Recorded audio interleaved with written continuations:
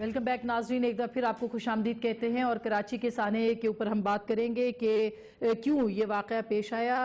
Factory act 1934 भी मौजूद है, बहुत सारे कवानीन भी हैं जिसके ऊपर हम बात करेंगे, लेकिन गफलत है तो किसकी है, जिम्मेदार है तो कौन है और किसके हाथ पे ये लहू तलाश किया जाए। हमारे साथ मौजूद हैं स्टूडियोज़ में जनाब नज़र मोहम्मद गोंदल साहब, पाकिस्तान पीपल्स पार्टी के सीनियर रहनुमा है, वफाकी वजीर है, हमारे बहुत मोहतरम है, शुक्रिया सर। तारिक अजीम साहब पाकिस्तान मुस्लिम लीग नवाज के सीनियर रहनुमा हैं और इनका भी बहुत तजुर्बा है, बहुत से सवालात ये सेनेट में उठाते हैं, इनसे भी हम बात करेंगे। फैसल सब्जवारी साहब मुत्तहिदा कौमी मूवमेंट के सीनियर रहनुमा हैं, नौजवान हैं, इनसे भी हम बात करेंगे कराची के हवाले से और खास करके इस हादसे के हवाले से। हमें हमारे रिपोर्टर मिराज अख्तर भी ज्वाइन करेंगे। अली चिश्ती फ्राइडे टाइम्स में लिखते हैं और बारहा इस मामले के ऊपर लिख चुके हैं, खास करके ये जो वाकया हुआ है और बिल्डिंग्स का वाकया है होता रहता है कराची के अंदर, उसके ऊपर हम सबको खुशामदीद कहते हैं अपने प्रोग्राम में। सबसे पहले मैं कराची जाऊंगी, हमारे कॉरेस्पॉन्डेंट मिराज अख्तर उनके पास। मिराज ये बताइएगा कि अभी अपडेट क्या है, क्योंकि कुछ लोग कह रहे हैं कि 258 का तनासुब है या जो शहादतें हुई हैं या हलाकतें हुई हैं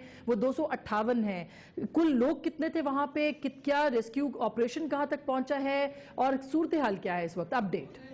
जी इसमें जो है तकरीबन 650 से ज़ायद लोग यहाँ मौजूद थे एक शिफ्ट में जो लोग काम करते हैं। और जब ये हुआ तो उसके बारे में जो अभी इब्तिदाई रिपोर्ट आई है उसके मुताबिक इसके बेसमेंट में एक बॉयलर फटा, जिसके बाद जो इनके ऑटोमेटिक दरवाजे थे उनमें ऑटोमेटिक लॉक लगे हुए थे, इलेक्ट्रॉनिक सिस्टम था, तमाम दरवाजे बंद हो गए, जैम हो गए, जिसके नतीजे में वो लोग जो यहाँ काम कर रहे थे वो बाहर नहीं निकल सके। और जिसने बाहर निकलने की कोशिश की उनको हमने फुटेज में भी देखा है कि किस तरह से वो दो मंजिल से और एक मंजिल से वो गिरे हैं, कुछ लोग अपाहज भी हुए हैं। ताहम अभी तक जो है 289 अफराद की जो हलाकत है वो यहाँ हमें कंफर्म कर रही है इंतज़ामिया। इसके अलावा जो रेस्क्यू ऑपरेशन है वो अभी तक जारी है।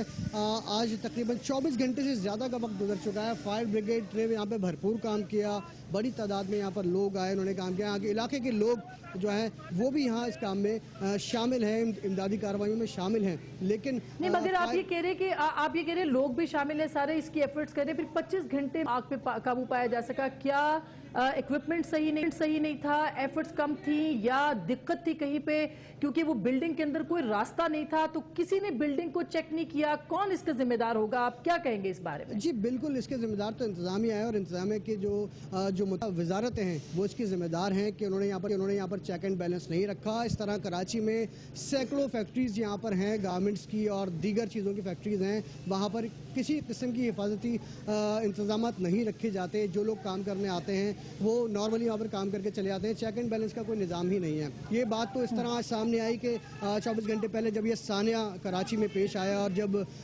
289 जनाजे जो है कराची के शहरियों के निकले हैं और कई घर उजड़ गए, तो ये आज बात सामने आ रही है, जिस पर अभी गवर्नर साहब ने भी और वजीर आला ने भी जो है तहकीकात का हुक्म दिया है कि मगर मिराज ये बताएगा कि क्या एफआईआर कटी है तो किसके नाम कटी है, ईसीएल पे नाम है, तफ्तीश की सूरत हाल क्या है, कहाँ तक ये मामला पहुंचा है और इसमें भत्ते और तखरीबकारी का भी अंसर क्या मौजूद है? जी बिल्कुल, देखिए इसमें इसको भत्ते और अंसर भी इसमें शामिल है। इस हवाले से भी तहकीकात हो रही है। सीआईडी स्पेशल इन्वेस्टिगेशन यूनिट और दीगर अदालत इस हवाले से तहकीकात कर रहे हैं, लेकिन अभी तक कोई ताहाल ऐसी बात सामने नहीं आ सकती है। लेकिन जो इसके ज़िम्मेदार जिनको करार दिया जा रहा है वो फैक्ट्री मालिकान है, जिनके खिलाफ मुकदमा दर्ज कर लिया गया है। मुकदमा दर्ज होने के बाद रिवायती जो अंदाज़ है पुलिस का, इंतजामिया का, कि तफ्तीश शुरू कर दी गई है, ताहम अभी तक कोई गिरफ्तारी अमल में नहीं आ सकी है। लेकिन यहाँ की जो सूरत हाल है, अभी भी बेसमेंट में जो इमदादी कार्रवाइयाँ वो नहीं शुरू हो सकी हैं, क्योंकि इस वक्त यहाँ पे ना तो लाइट है और यहाँ जो है मुकम्मल तौर पर मलबा इस वक्त गिरा हुआ है। 289 लोग यहाँ से निकाले जा चुके हैं, लेकिन अभी भी बेसमेंट में बहुत से लोगों की मौजूदगी की इतलात हैं, लेकिन अभी तक बेसमेंट में ऑपरेशन शुरू नहीं किया जा सका है। क्या जिंदगी भी मौजूद है? क्या इस बात का भी खदशा, मतलब इस बात की भी नवीद है कि कोई जिंदगी भी मौजूद है वहाँ पे, लोग जिंदा हैं तहखाने के अंदर? ऐसे अभी तक कोई शवाहिद सामने नहीं आया कि कोई इंसान जिंदा हो या किसी की आवाज़ आई हो। ताहम जो यहाँ पे इमदादी सरगर्मियों में हिस्सा लेने वाले लोग हैं, रेस्क्यू टीमें हैं, उनका भी ये कहना है कि इस बेसमेंट में जहाँ से अभी तक धुआं निकल रहा है और वहाँ का पानी अभी तक खौल रहा है, उस पानी के अंदर जो है बहुत से लोग मौजूद हैं जो कि लापता हैं, लेकिन उनकी तादाद का भी सही तौर पर तयन नहीं किया जा सकता। लेकिन बहुत शुक्रिया मिराज अख्तर। 650 लोग यहाँ पे मौजूद हैं। खदशा ये भी कहा जा रहा है कि हलाकतों में मुसलसल इजाफा भी हो सकता है। सकता है। मैं फैसल सब्जवारी साहब के पास जाऊंगी। फैसल साहब, ये बतलाइएगा कि हुकूमत कहाँ है इस वक्त? ये इस बिल्डिंग को किसी ने नहीं देखा, ये बनी कैसी है, इसकी खिड़कियां खुली हैं, इसके ग्रिल्स लगे हुए हैं, इसके तहखाने मौजूद हैं, इसके अंदर खतरनाक मशीनरी है, कौन जिम्मेदार है इस पूरे वाक़े का? सना, ये मेरे ख्याल में ये तयन बिल्कुल करना चाहिए, आत्मा, ये तयन बिल्कुल करना चाहिए और होगा कि कौन जिम्मेदार है।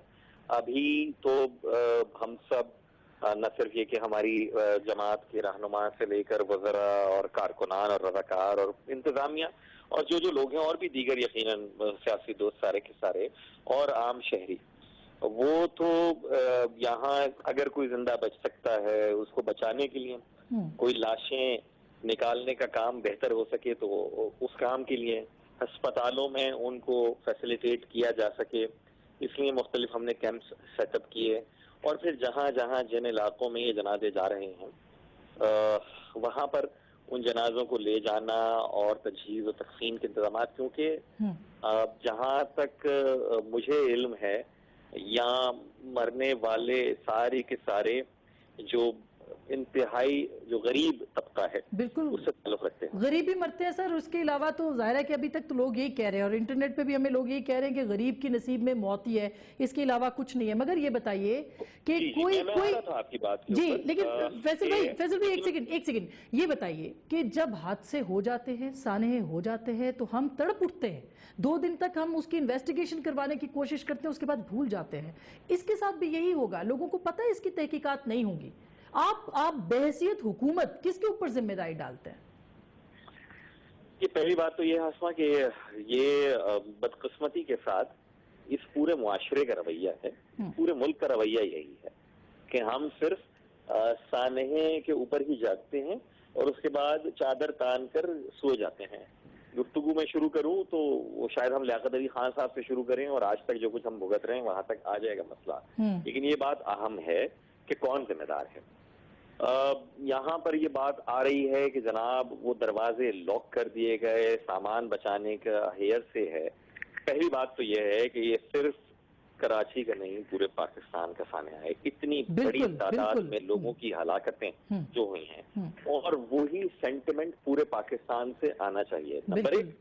नंबर 2, लाहौर में भी हुआ एक फैक्ट्री में, अल्लाह का लाख लाख करम है कि वहाँ हलाकतें हुई हैं, अफसोसनाक है लेकिन कम हुई हलाकतें। इसके माने ये हैं कि सिर्फ कराची का या वहाँ के इंडस्ट्रियल एरिया का फेलियर नहीं है, पूरे पाकिस्तान में हम देखें तो हम लैक कर रहे हैं उन उसूलों और ज़वाबित पर अमल दरामद कराने से जो कई किताबों में खो चुके हैं। मालिक का यकीनन क्या कसूर कि जनाब फैक्ट्री, मैं आज एक रेजिडेंशियल इमारत में गया हुआ था जो कि अपार्टमेंट्स हैं और भी इधर कोई इवैक्यूएशन का काम, आप जिस चैनल के ऊपर बैठे हैं, मैं जा चुका हूँ दफ्तर और दीगर चैनल पे मैं देख रहा हूँ, वहां के हम दफातर जाते हैं, उनके स्टूडियोज में आग लग जाती है, वहां से आप इवैक्यूएट नहीं कर पाते, वहां लोग फंस जाते हैं। और जहां जो मीडिया हाउसेस जानते हैं, जिन्हें उसूल ज़वाबित का पता है, जहां कैमरे अंदर लगे, कवानीन बनाते सर, टोटल अमल दरामद आपने करवाना है। मैं एक मिनट में आपको लेती हूँ। मैं तारिक अजीम साहब, क्या कवानीन, ये फैक्ट्री एक्ट 1934 मौजूद है, ये कहता है कि जी मुआयनाकार फैक्ट्रियों का बाकायदा मुआयना करेंगे, सफाई, दर्जा हरारत, ये रोशनी वगैरह वगैरह सबका इंतजाम चेक करेंगे। आप ये मुझे बताएं कि सिर्फ कानून बनते रहेंगे और इसी तरह से वायलेट होते रहेंगे? बिल्कुल आपने ठीक कहा जी। सबसे पहले तो इन्ना लिल्लाहि व इन्ना इलैहि राजिऊन, जो हमारे गरीब बेचारे मासूम जाने ज़ाया हुई, अल्लाह ताला उनको जन्नत नसीब करे। लेकिन देखें ये एक तो 1934 का एक्ट, उम्मीद है कि इसको रेगुलरली अपडेट किया गया होगा। इसमें कुछ तरमीम की हैं, जी, कवानीन बेतहाशा मौजूद है। लेकिन आपकी बात बिल्कुल बजा है आसमा कि ये सारे कवानीन मौजूद हैं, फैक्ट्री इंस्पेक्टर्स हैं, लेबर लॉज हैं, लेबर यूनियंस हैं। अब देखिए कल शाम को इन्होंने कहा जी करीबन एक खबर जो शाया हुई कि तकरीबन 100 के करीब वहां पे लोग मौजूद थे। अब 100 से जाके 650 पे चले गए। उसमें बच्चे छोटे जो हैं वो भी काम कर रहे थे, यानी कि जो चाइल्ड लेबर के खिलाफ है सारी चीज। इसके अलावा जो आप देखें वहां पे बेसिक चीज जो है स्प्रिंकलर सिस्टम, मुझे तो अफसोस से कहना पड़ता है कि हमने तो ये भी ख्याल नहीं किया, मेरे भाई गोंदल साहब मेरे साथ बैठे हुए, मुझे ये भी नहीं पता कि सेनेट में और नेशनल असेंबली में क्या वहां पे स्प्रिंकलर मौजूद हैं या नहीं। मैंने आज तक वहां पे کوئی ایسا نہیں دیکھا کہ وہاں پہ فائر ایکسٹنگوشر پڑا ہوا ہو. پتہ نہیں انہوں نے دیکھا ہو, میں نے آج تک کبھی 10 سال میں نہیں وہاں پہ دیکھا. تو یہ حالات ایسے ہیں کہ ہم کبھی سوچتے نہیں چیزوں کے بارے میں. حالانکہ ہونا یہ چاہیے کہ 3-4 چیزیں جو ہیں وہ تو بیسک ریکوائرمنٹ ہونی چاہیے. جہاں پہ ایک سرٹن اماؤنٹ سے زیادہ لوگ وہاں پہ کام کرتے ہیں, جیسے 10 سے زیادہ کام کرتے ہیں, تو وہاں پہ بڑے اسٹرکٹ رولز ہونے چاہیے, ریگولر انسپیکشن ہونی چاہیے. جو وہاں پہ اکوپمنٹ ہے انسپیکشن بھی, جو الیکٹرک انسپیکشن تھی وہ جنرل مشرف نے روک دیا تھا. اگر میں درست نہیں ہوں فیصل بھائی, آپ مجھے کریکٹ کر سکتے ہیں, 2003 کے بعد سے فیکٹریوں کے اندر انسپیکشن نہیں ہوئی. نہیں ایسا نہیں ہے, کاغذ کے اوپر تو آسمان ہوئی ہے انسپیکشن.